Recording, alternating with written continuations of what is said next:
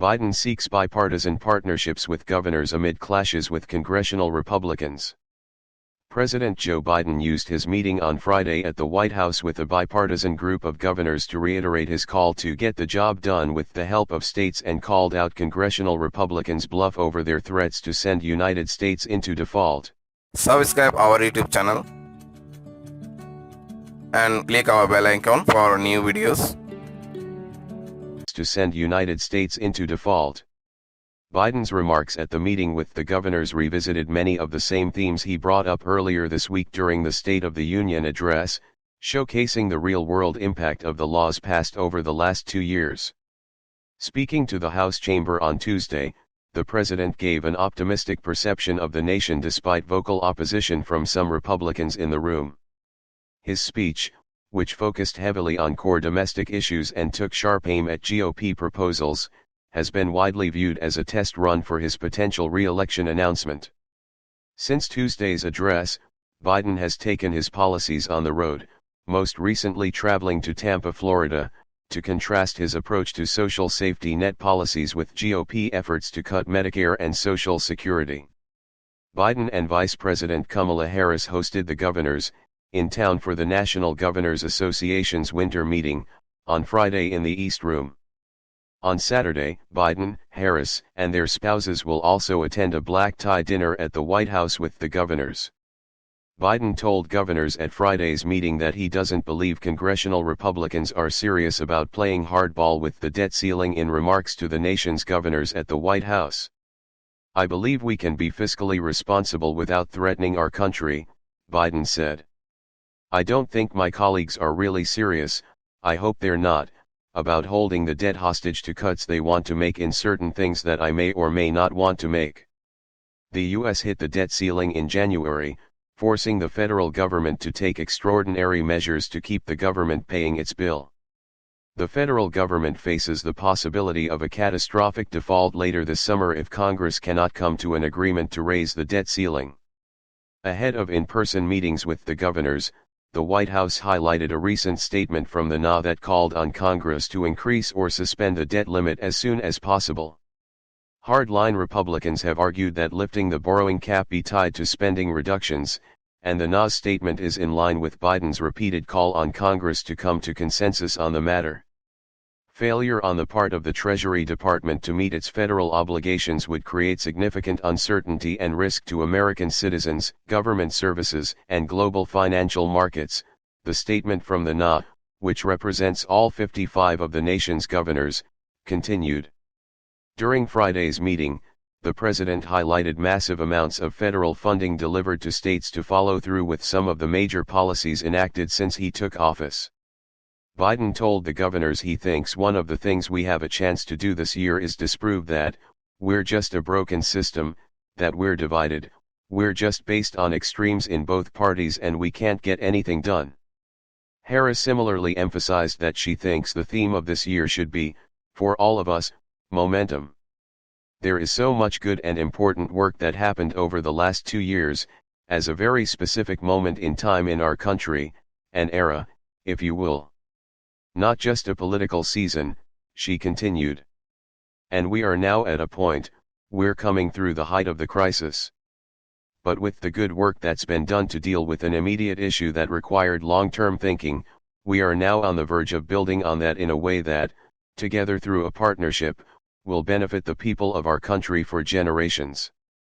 New Jersey Democratic Governor Phil Murphy said during the meeting that there's a certain pride within the NA that we can consistently come together and disprove the narrative that politics has gotten completely divisive.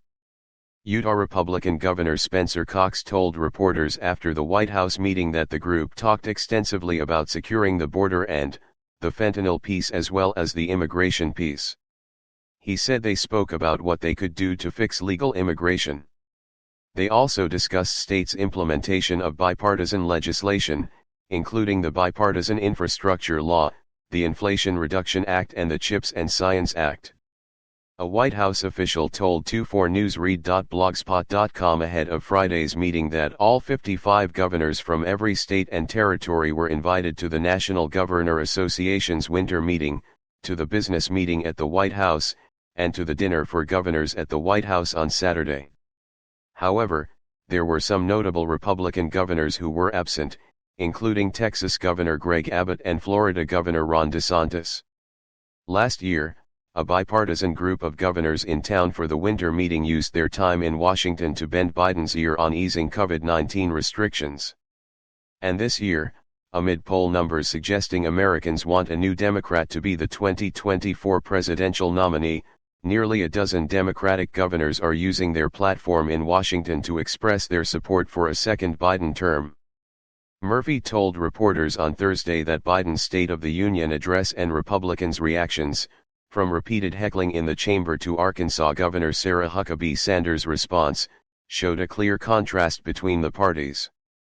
Between the crazy behavior from that right-wing group of folks who heckled him, and his statesmanlike, substantive remarks, and then the reply, which was all about culture wars.